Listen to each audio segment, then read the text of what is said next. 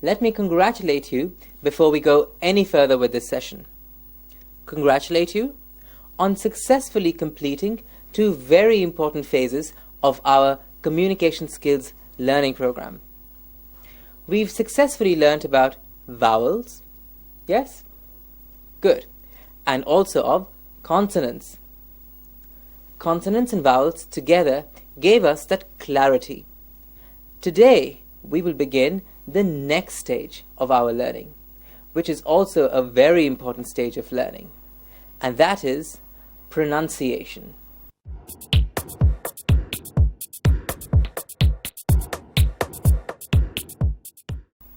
Pronunciation in any language, be it Hindi, English, Russian or German, is a very important aspect of speech, of the language.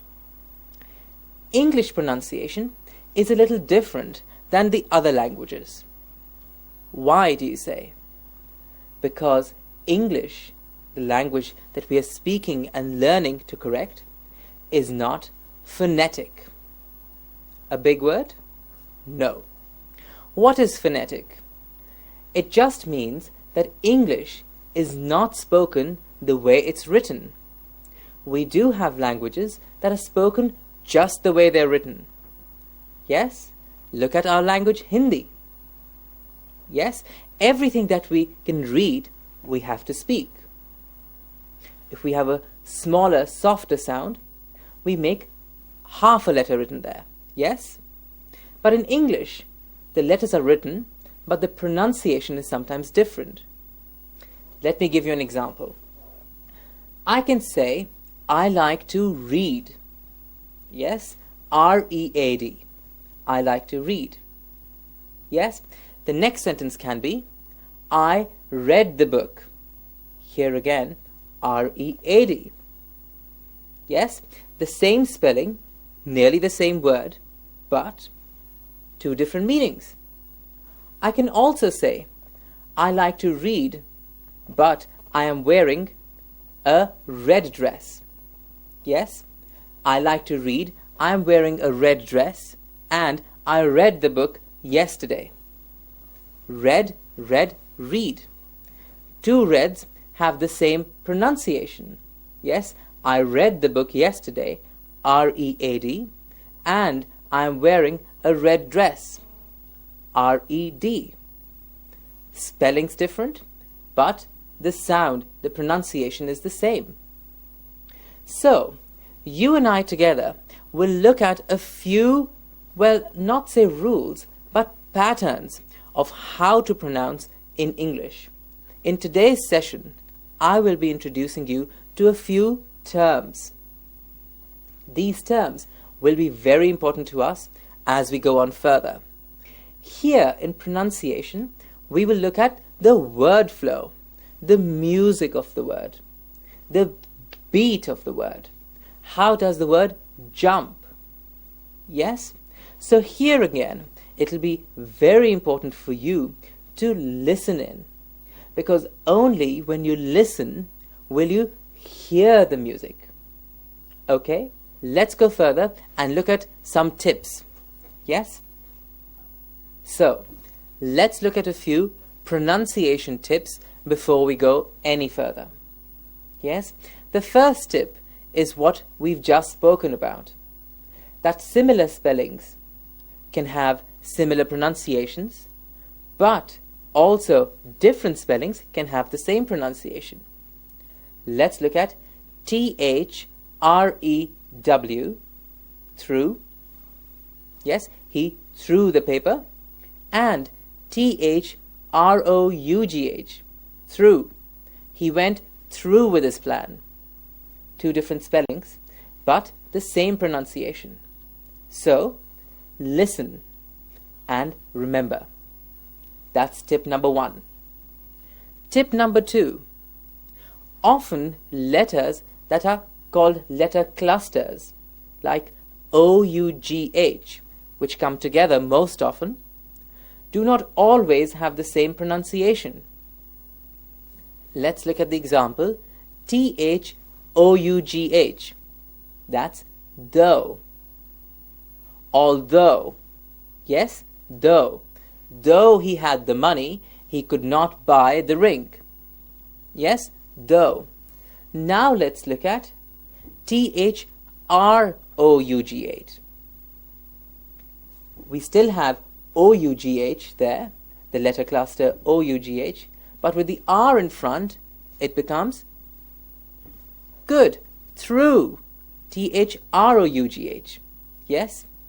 So, remember, OUGH, if you see it anywhere, don't always think, oh, it's going to have the O sound, or the E sound, or the A sound, because letters, even though they come together in the same manner, do not always follow the same pronunciation.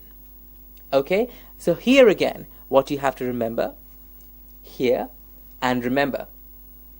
Tip number 3, imagine a sound before you say it. This is something that I've told you even before. Try and visualize in your head while we were doing vowels and while we were doing consonants. What did I say? Try and close your eyes and imagine the tongue placement.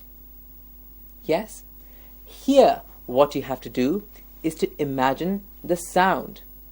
So when you hear, your mind takes it in, you visualize that sound, you will say, okay, I will have to open my mouth, tongue placement, and then your pronunciation will flow. Yes, we will practice all this together. I'm just giving you a few tips right now. So don't be shy. If you listen to a new word, say develop, develop. Say it out loud. Practice it. Develop as an example. Because most of the time we've heard a different pronunciation. You see, the mind works in patterns. The mind is used to listening to a certain word in a certain sound with a certain flow for all the years that we've been speaking English. Now suddenly I come along or someone else comes along and says, no, we pronounce or speak the sound out, this word, differently. For example, I could have said develop or develop to the word develop all my life. Yes, for me, that was the correct or the only pronunciation of the word, develop. Now, after all these years, I tell myself, no, it's not develop, it's develop, develop. You see, the flow is different. There's a change in how I'm saying it, develop and develop. Yes, so what happens is, my brain takes in this change, but says, okay, I'm not too comfortable with the change, because who is comfortable with change? I am not, you are not. For example, if today I say, you've been writing with your right hand for all your life. From today onwards, you will try and write with your left.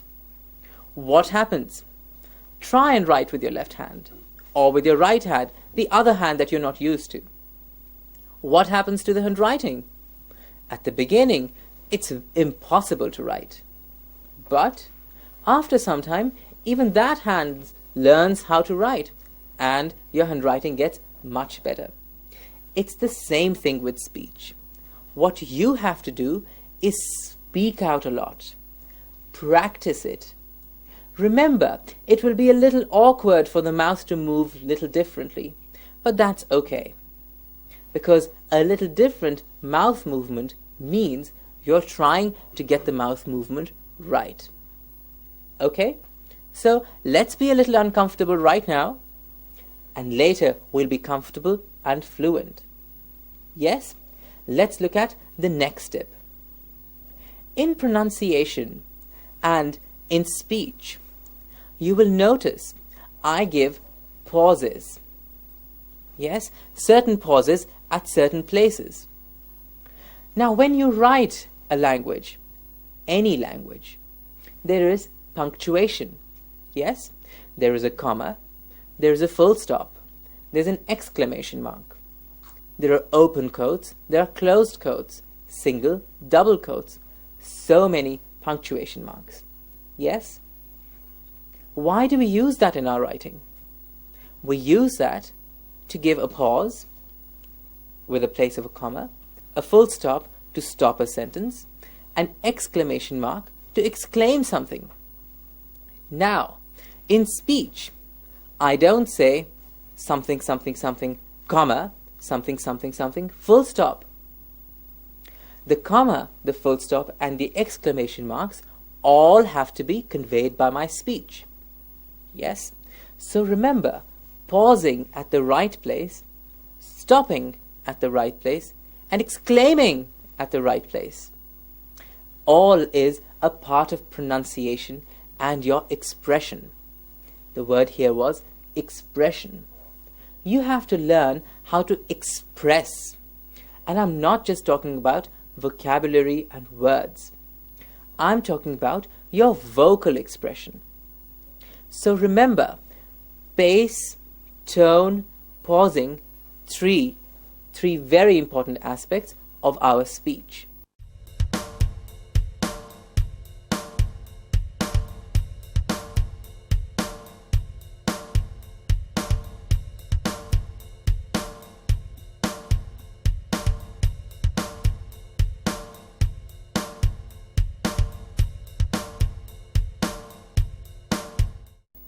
Remember to stop, to pause, to raise your pitch, to lower your pitch, and speak clearly.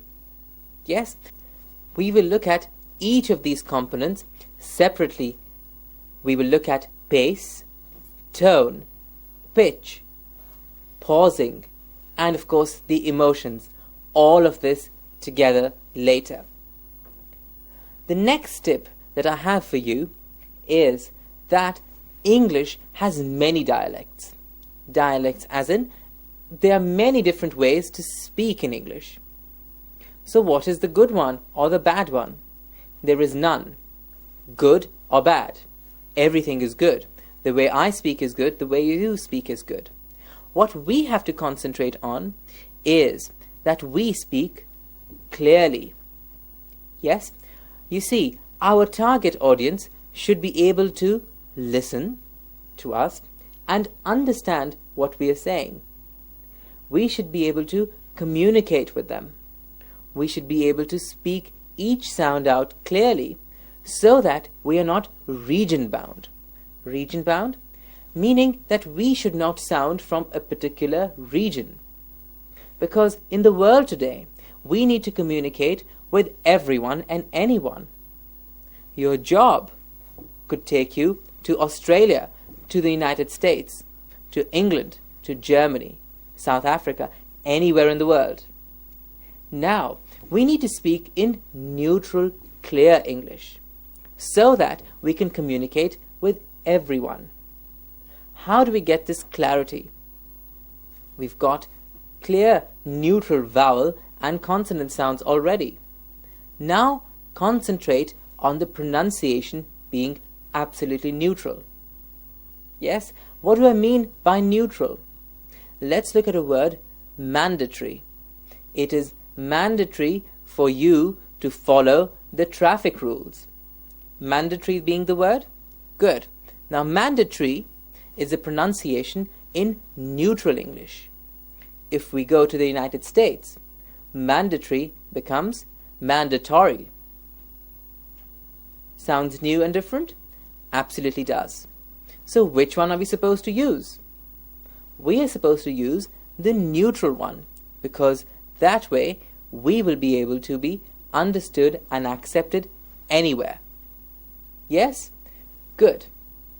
The next and the most important tip that I have for you is that you have to practice.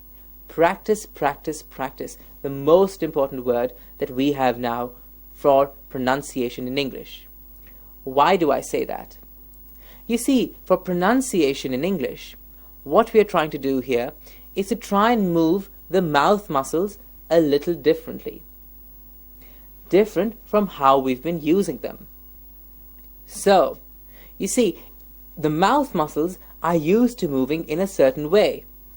Now we're moving them in a different way, but they have a tendency to go back, to slip back into their original way of moving.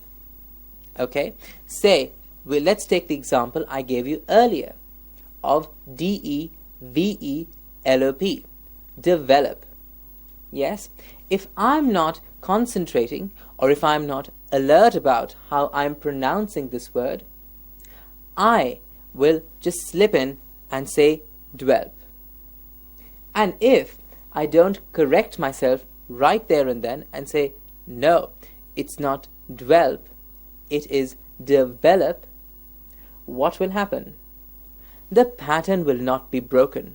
We are trying here to break the pattern of pronunciation that we have already, to get the clarity.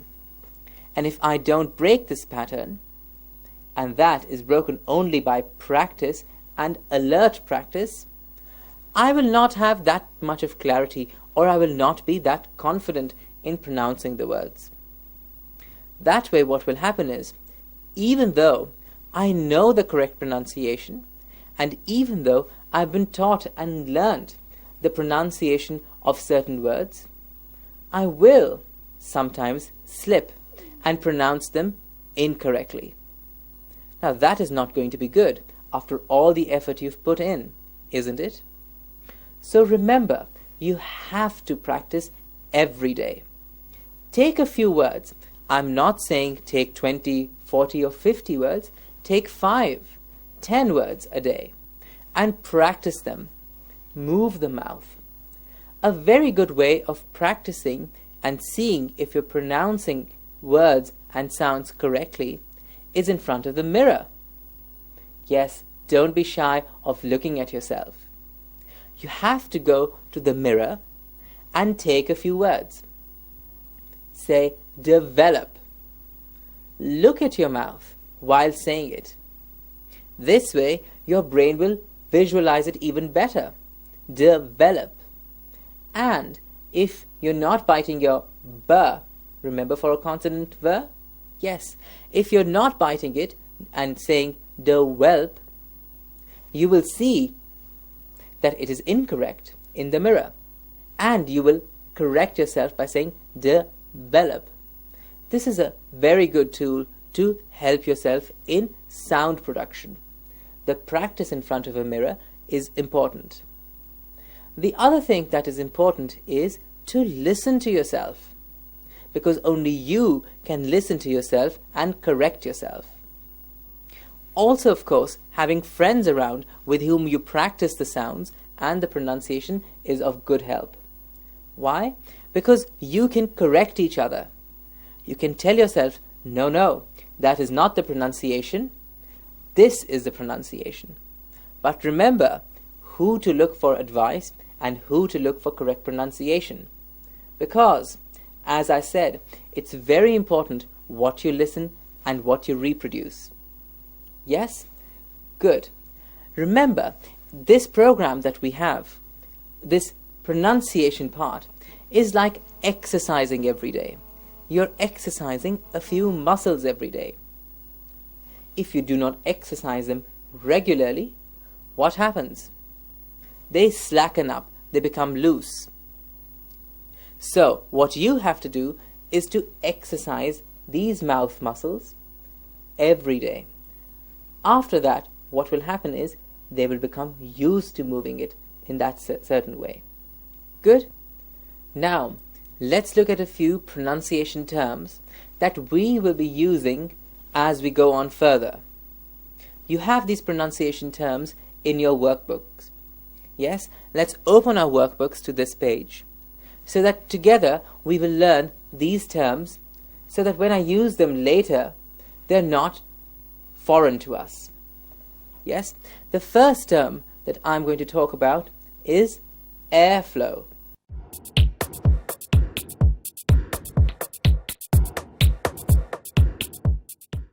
We've talked about airflow earlier. Yes, when we did vowels, we said airflow. It's the continuous flow of air through the air passage. That's the airflow. Now, that was for producing sounds. Yes? Now, airflow for us in pronunciation is also very important of how loudly I speak. Of course, when we do loudness and pitch later, you will see how much I breathe and how the airflow comes out depends a lot on how my pitch or my loudness is. Yes? If I take shallow breaths and just speak like this, listen what happened? Yes, the loudness and the body of the voice fell down. Yes? So, very important for us in pronunciation as well is to take a good deep breath and use the breath. How will we use this breath? Don't worry, we will teach you all of that. But airflow for us at the moment is about this continuous flow of air through the air passages for production of sounds. That was the first one. Clear? The next one is aspiration.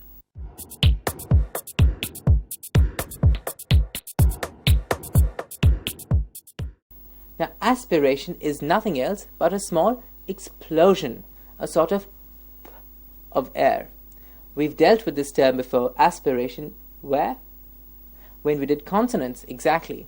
And we did the consonant of p. Yes? Remember we said it's an aspirated sound. Good. Now this aspiration is also going to be very important for us in pronunciation. Aspiration, a small explosion of air. Good. The next one is auditory.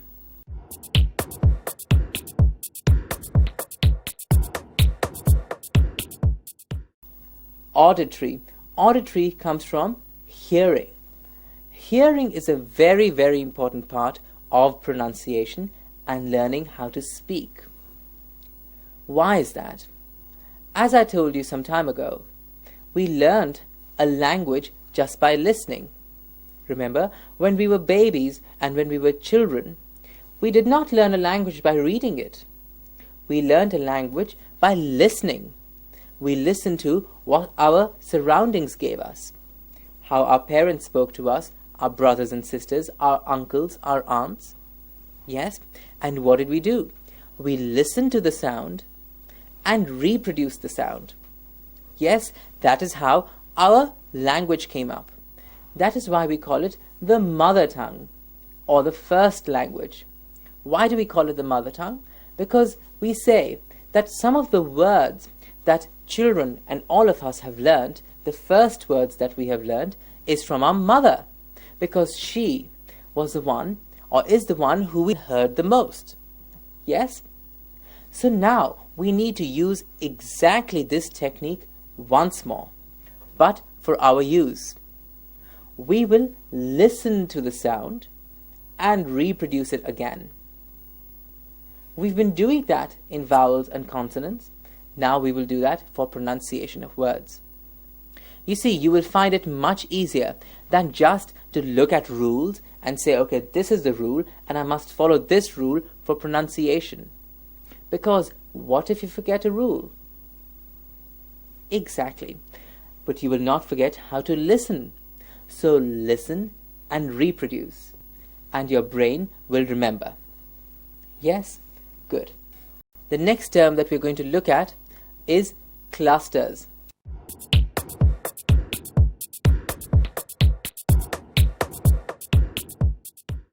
What are clusters? Clusters are nothing else but a few sounds fusing together to give us one sound. Like we saw the cluster of OUGH. Yes? Though and through. Clusters are something that we will look at further. The next one is curl.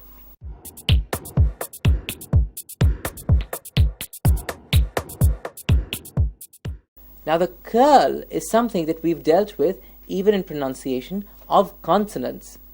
We said curl is how the tongue curls up in the mouth. Yes? It's how the shape of the tongue is. That is curl.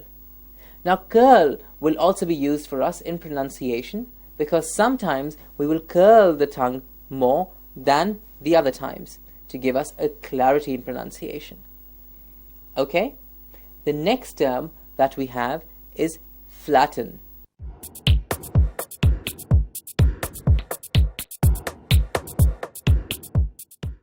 Yes, flatten is when the tongue is absolutely flat in the mouth and no curl or rounding of it has happened. That is flatten. Good. The next one is the glide or the slide.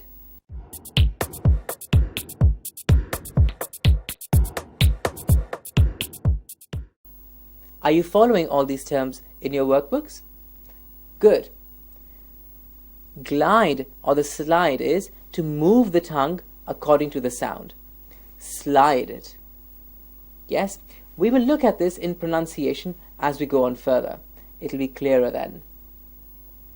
Of course, we've seen the hard palate.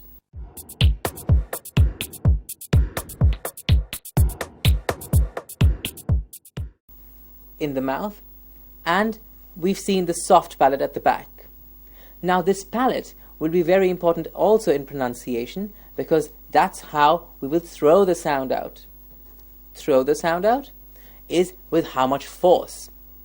That brings us to the next term, that is intonation. That's the force with which a certain part of the word is spoken. The part that somehow jumps up. That's intonation.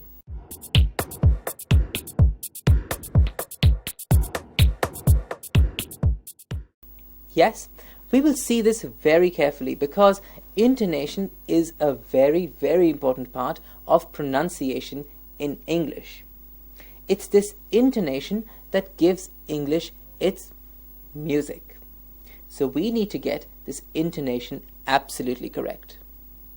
A good way to remember what intonation is and how we can incorporate it in our speech is look at a word and look at a sentence and look at what part jumps up.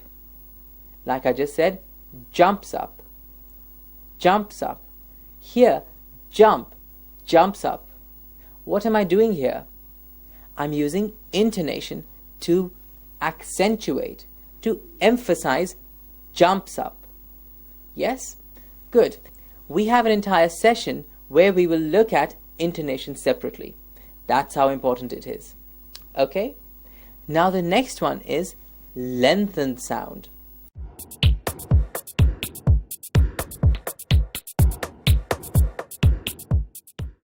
Lengthened sound, as the term suggests, is to exactly stretch the sound. Take time with it. Make it longer. Of course, in sounds we've done that already, but in pronunciation and in tone? Now, I can express a lot. See? A lot. What am I doing here? I'm just lengthening the sound. And what happens? It is a lot. Yes? You can visualize a lot. Even if you don't see me and just listen to me, a lot. There were a lot of people. Yes? It was very hot. What am I doing? I'm lengthening the sound to give it more meaning. Yes? I'm very tired. I am very thirsty. It was so beautiful. Yes? That gives it more expression. Lengthening of sound. Good. The next one is, of course, the lips spread.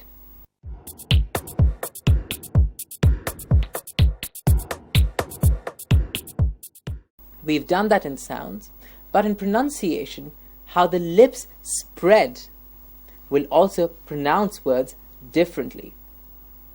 Good. Either they could be slightly open or slightly pulled back, as we've seen in sounds. The next word that we have is a very important word, and that is pitch.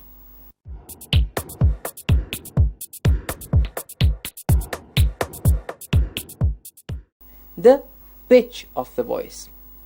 What we have to remember here is the pitch is not the volume. Yes? Pitch. We often confuse it with the volume. We often say, your pitch is very high, when we mean the volume. You see, my pitch can be very high, but my volume was very low.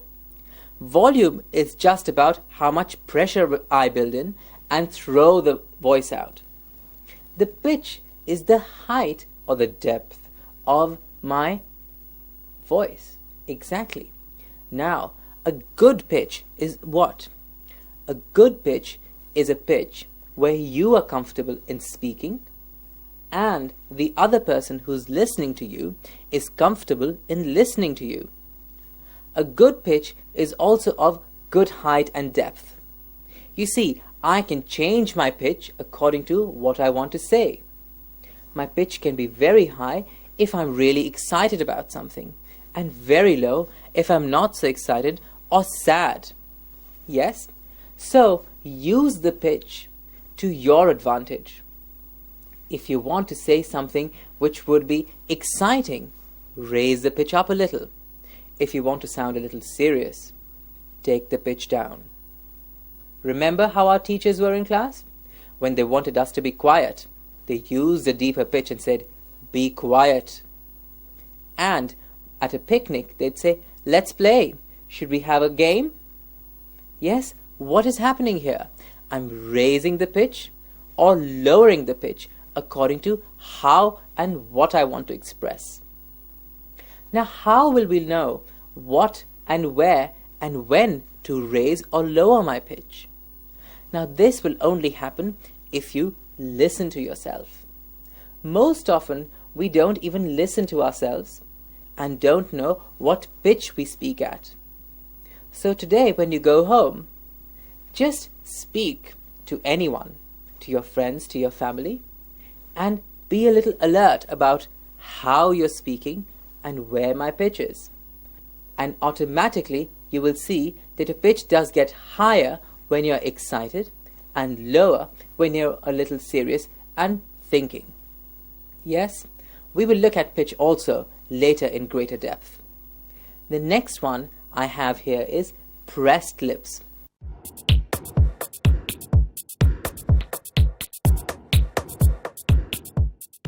We've done that before, pressing of the lips, the top and the bottom lip touching. That's pressed lips. In pronunciation, when will we use it? To give a little more stress to a word. But, because, maybe. What am I doing here?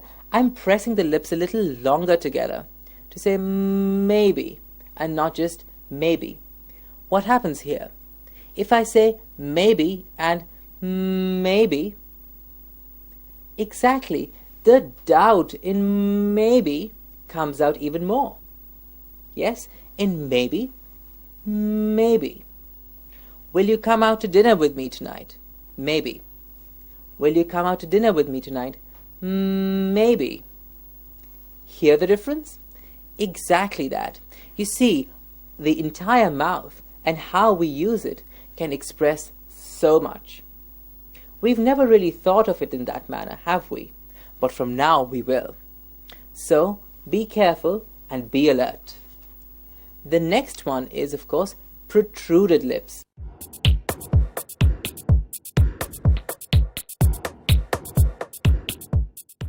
Protruded lips is when we round our lips and push them out. Like we said, oh, ooh. Yes, remember all that? Remember a certain grammatical part that we had done? Interjections? We use that a lot there. Yes, so now we're combining the two. We're combining what you've learnt in grammar and combining it here with our pronunciation. Good. The next one, of course, is the roof of the mouth.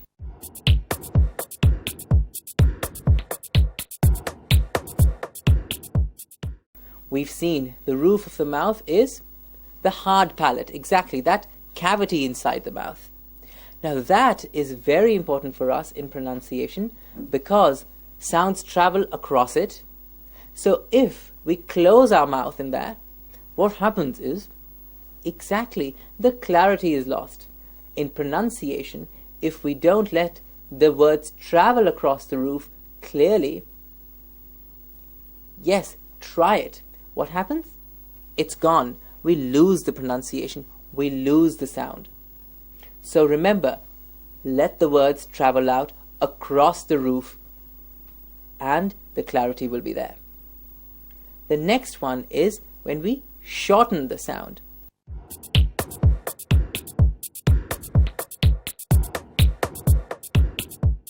Shorten the sound as the word suggests. We take it a little shorter. Say, let's take an example. Are you angry with me? No. What did I do here? I did shorten the sound from no to no. What did it convey? That my short sound was my short temper. You see, if I lengthen the sound or shorten it, my expressions come out, my feelings come out. And this is a very important aspect in communicating. Why? Because I do not have the help of a written comma, an exclamation, or a full stop. All I have is my voice.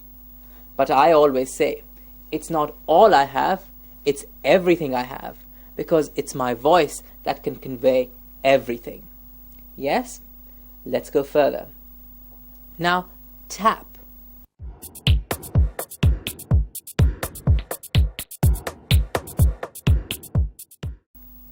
No, not the one that we open to get water out of. Tap is something that we will use in pronunciation. A tap is that. When you'll see the music of the word, yes, develop. That's the tap. We will use it very often when we are doing pronunciation so that I can accentuate the rhythm a little better. I'll say the tap of the word, develop, 2 taps. Yes? What happens here is it just gets the rhythm, the beat out a little better. Good? It's just a tool that we will use to learn the pronunciations. Let's go further. The teeth ridge, we've seen that in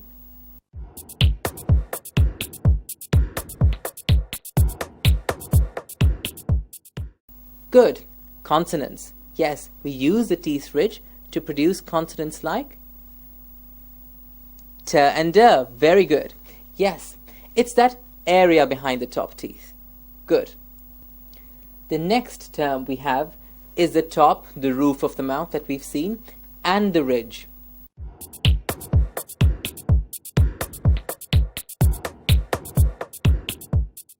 In pronunciation, of course, we will look at all of this together. Why? Because earlier we looked at this in consonants. Yes? When I said t, remember that? And you've been saying t. Good. Now, in pronunciation, where and when will I use the roof of the mouth? You see, we've just come to know the roof, the sounds travel across. Yes, as I just told you. Now the ridge can either stop or let the flow a little differently. Seems a little confusing right now, yes, but you will see in pronunciation, when we do this, it'll be a little better. The next one that we have is voiced and unvoiced.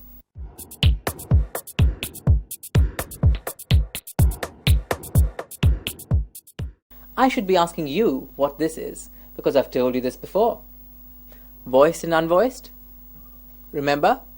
Exactly. The vibration of the voice box or not the vibration. When we vibrate the voice box, what do we get? A voiced consonant, exactly.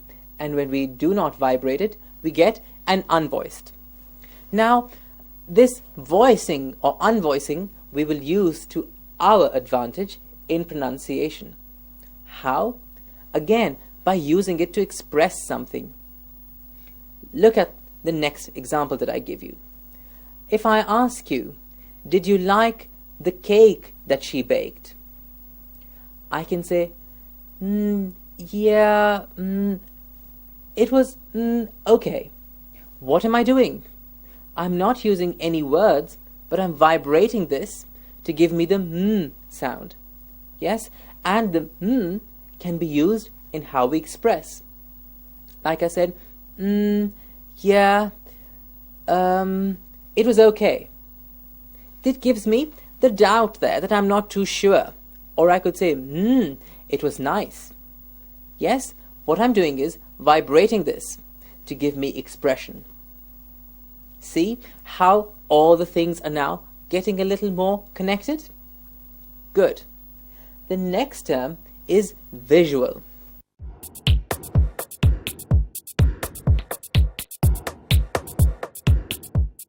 Seeing. Now, this means when I tell you see the sound, you cannot actually see it. What I want you to do is visualize it. Like I said, is it a round sound when I said what? Remember when we did the and were? Yes, when I told you that W is a round sound, you cannot really see the round, you can visualize it. Were. And what happens? You can visualize the sound, so every time you say it incorrectly, as in what, you say no, that the was sharp, it was crisp, it was cut, it was straight, it was not a round were. This visualization of a sound is very important. Of course, I'm not saying it's easy, it'll only come with practice. And practice can only be done by you. What I want you to do is listen with your eyes closed, so that your brain forms an image in your head. Now this image will be your reference point, because every time you will have to reproduce the sound, it's that image that the brain will bring out and you'll reproduce the sound. So, it's these visualized sounds that we will have in our head that will stay with us. And this change in pronunciation and sounds will then become permanent. As an example, you see, if I'm driving in a certain direction every day, and the next day I come there and there's a tree lying right there in front of me, and I cannot go straight, what do? I go round the tree, but I still reach my destination. This block does not stop me from getting to where I want to. Yes, I just take a different route. Now in pronunciation, that's exactly what we're trying here. We need to get to a certain point, but if at a certain time you feel, no, it's not really happening, it's not the sound that I want, don't stop there. Don't say, okay, this is all I can do, I cannot change. You can. All you need is practice and the determination that I will change. I will sound different. You've done a good job with the vowels and the consonants. Now we're just putting them together and sounding a little different in pronunciation. A very important aspect here is listening, reproducing, visualizing. 3 important terms for us.